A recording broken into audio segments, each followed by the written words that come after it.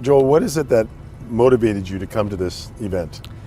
I wrote a book that's really is the first book of its kind, so that's pretty exciting. It's there's a lot of books out there that utilize like third-party media and maybe the QR codes and all that, but my book is 10 chapters and 47 film clips, mostly very high level. I've got 9 years of documentaries and commercials and things I've worked on all over the world: Antarctica, Haiti, Sub-Saharan Africa, South America.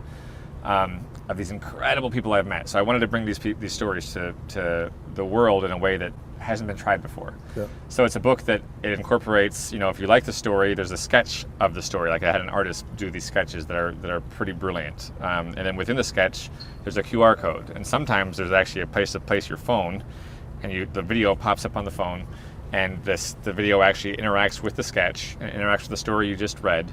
And it takes you to the, if you like a character in the story, you can meet the character, you can see the story play out, you can see what happened after the story, or you can see another adventure with that character, hear another truth, or another, it's all kind of adventure. What inspired you to create this format? What pieces or elements came together? In all honesty, I part of what I do is blend formats. I always have, and it usually doesn't work. Yeah. But also, tricky. Somebody like me who had 88 followers on Twitter and no blog and no quote-unquote tribe or whatever the terminology is, was never going to get a book published. Was never going to happen. So to come up with a new format suddenly got people's attention. So suddenly somebody like me who has no right publishing a book. I'm a storyteller. I'm excited about the book. I'm excited about the message, but the story's in it. But it doesn't really matter how. I could be the best writer in the world, and they could be the best stories in the world, but there's no way a publisher would have picked it up. So how did that happen? How did it Did you self-publish? No, Okay. I don't. I'm learning what that means at this conference, Yes. and actually it's less daunting than I thought it was. Yes. But I came up with a format. I put a trailer together, a book trailer, and there's a lot of like really cheesy book trailers out there, but I spent a lot of time. Well, you're a filmmaker. I mean, you have a major film in South Africa. Right. So I have the skills. It didn't cost me a lot. Yeah, it didn't cost me an arm and a leg. It cost me time. Right. And I have access to all 10 years of stock footage. Sure. So I put an amazing trailer together, the best I could find, best I could do, and wrote a few chapters, and put a proposal together. Spent a lot of time on a proposal, and started pitching it to agents. And in all honesty, I had an agent who had it for a year. He's a great guy. He was a good friend, and he couldn't sell it. He went to every publisher under the sun, and they turned him down. Did you set up the proposal with the QR codes and all that? Yeah, but he didn't get it. Oh, he didn't get the concept. And partly was he had a lot of big time authors, and I was I was the small guy who wasn't making any money.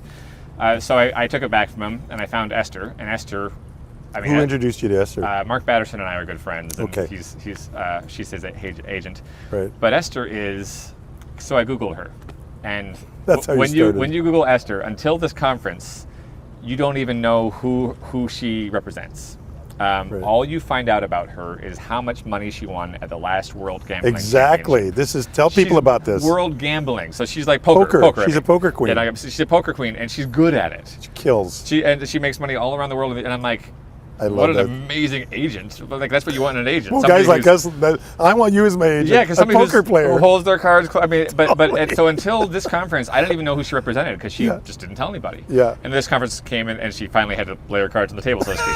But it's so Esther had my proposal and the exact same thing. She tweaked it a little bit for 1 month, and where the other guy, an amazing agent, just wasn't able to get it even interest. Right. She had it sold with a great advance and a great publisher, Zondervan. Right. Couldn't imagine a better publisher within a month. Nice. So Esther's magic. When did the book come out? April, so just a few months ago, 4 months ago. Now, she actually invited you then to speak at this event. Yeah, and what's that been That's like? ridiculous because the people at this event, I can't fathom being in the same room with them, let alone like being on a stage that they were just on.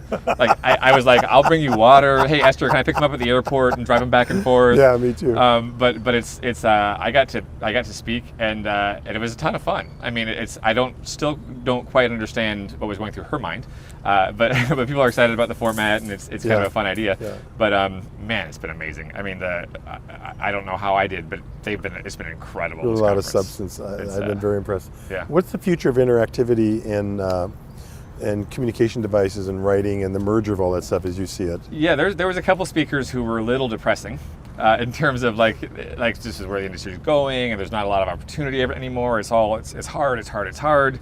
And I got to be honest, I disagree completely.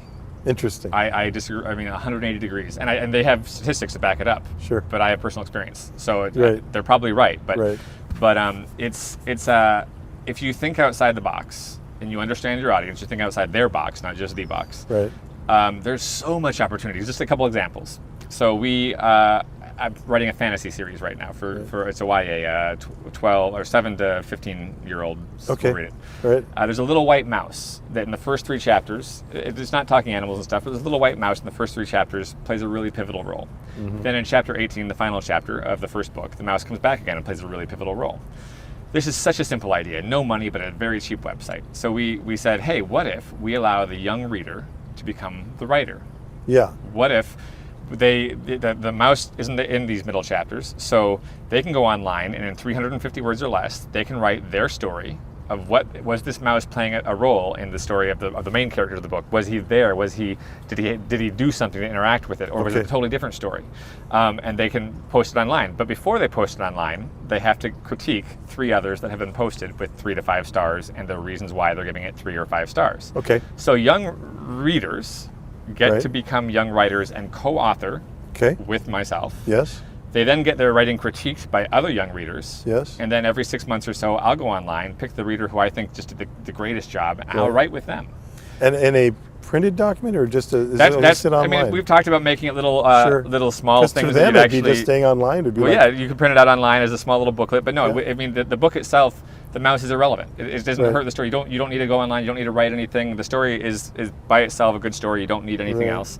But if you want your kid to start like writing and you want them to get excited about it, I mean, what an awesome opportunity for kids to start writing with an author, Yes. post it online, get the author to critique it, get other Yep. people to critique it. Yep. It's just a fun idea, and that's just a website. Another idea, I'm working with an author, Michael Albert, brilliant author. He's doing a remake of Les Mis, inner city. Nice. So it's can see it. it's kind of like a Hunger Games. It's all first.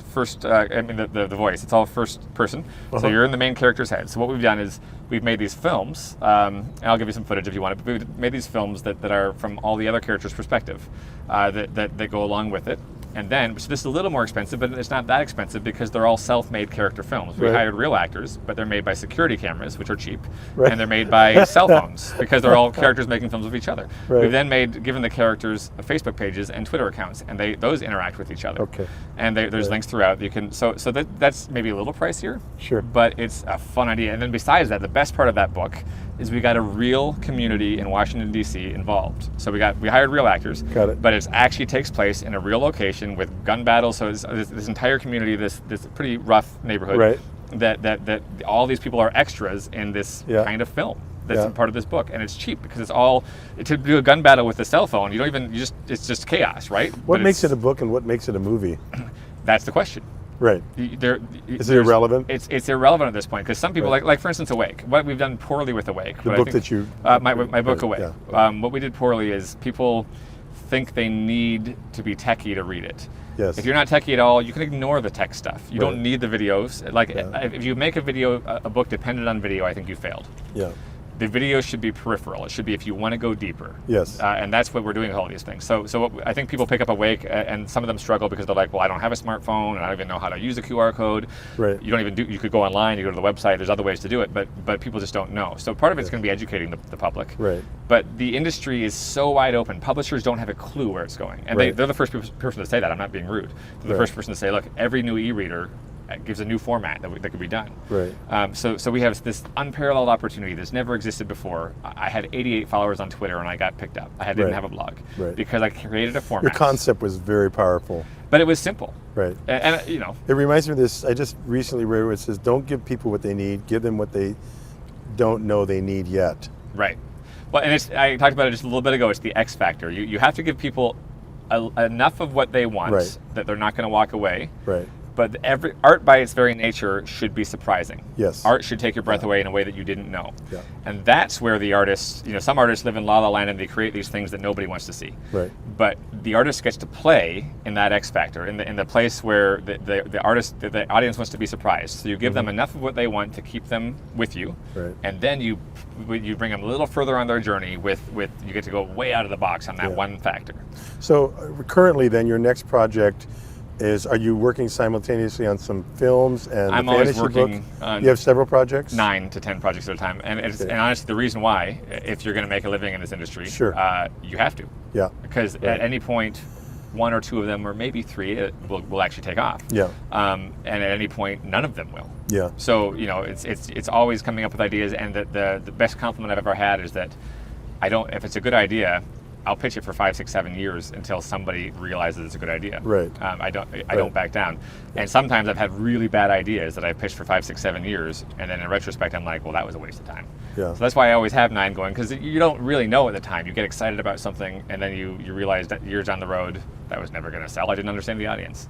Right. But I think some people hear the understand the audience part, and they feel like, as a creative person, to think about that thought is violating their I know. creative ethic. And How do you? it's that dilemma. How do you deal with that? I think I said it inside a minute ago. There's 2 types of artists, but there's 3. But there's 2 types of artists. There's the people who live in La La Land, and they don't know how to interact with people. They truly don't, and they're usually going to die destitute under a bridge or in an like Van Gogh. in an His insane family asylum. got all the money. Right, and sometimes after they're dead, their work will make money. Exactly. Oftentimes it won't. Right.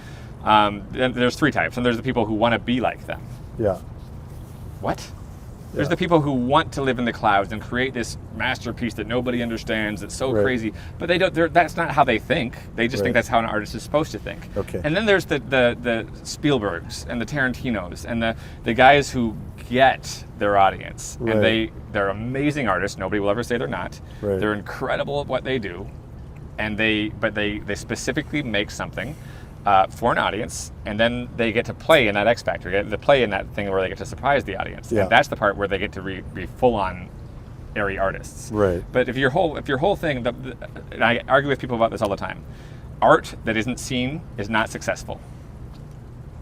Art that isn't appreciated by many, or Right. at least by a group, is Right. by its very nature unsuccessful art. Right. And we have all these artists thinking it's so cool to create something that nobody understands. Right. Exactly. And that's Yeah. it's great if you're 20, 25 and you're just learning, and that's Right. everyone should go through that, because it's great to just create for the sake Right. of creating.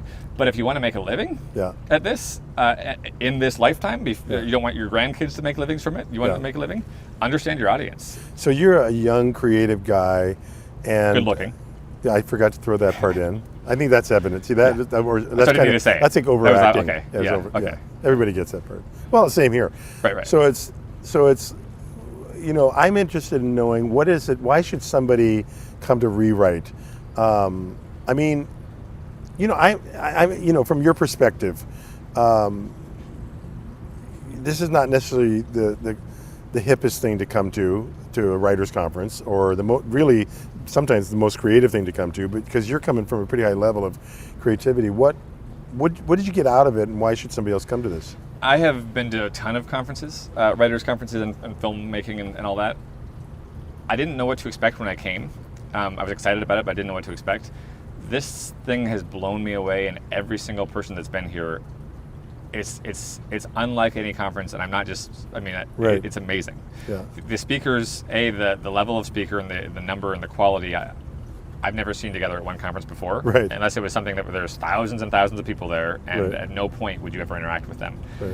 This is an intimate gathering where every single attendee has 5, 10, 15, 20 minutes or longer with each one of the speakers. Yeah. I mean, they can just, the speakers hang around. They're here for the whole weekend. That even blows me away. They're sitting in the meetings. They're sitting in when I'm speaking. Right. You have Ken Blanchard and Peter Strobel and Paul Young and all these people in the audience, and I'm like, why are you listening to me? But they're here so that we all have access to them, so that all the Right. attendees, everyone has access to them, and it's a conference where, I mean, talk about, some conferences are like, hey, we're going to network.